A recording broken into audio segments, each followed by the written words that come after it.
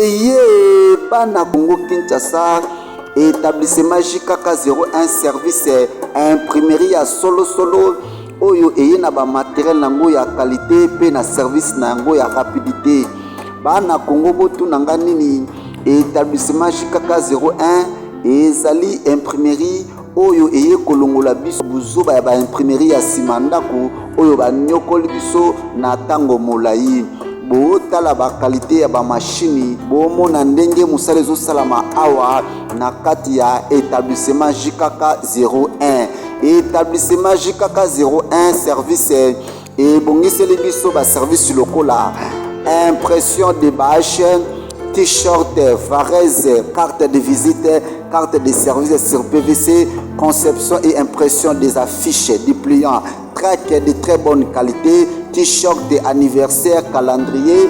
Établissement JKK est à votre service. Yakamba ngonde konangai olingo salisa anniversaire na yo, olingo salisa fête na yo et ba honorable ba ministre ba député ba ndeko ba parti politique et ba pasteur par nabino ezali botala ba qualité ya ba affiche, botala ba qualité ya ba polo, botala ba qualité ya ba carte de visite oyo za ko salama awa na kati ya établissement JKK 01 service.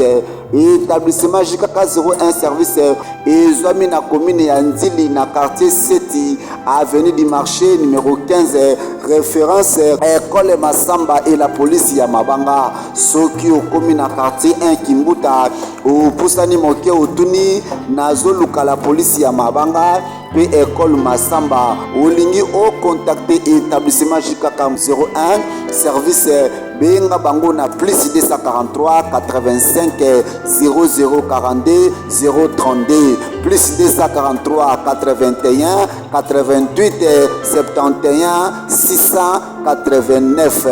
Établissement JKK 01 service, c'est à votre service. Yaka Okobima Mobimba.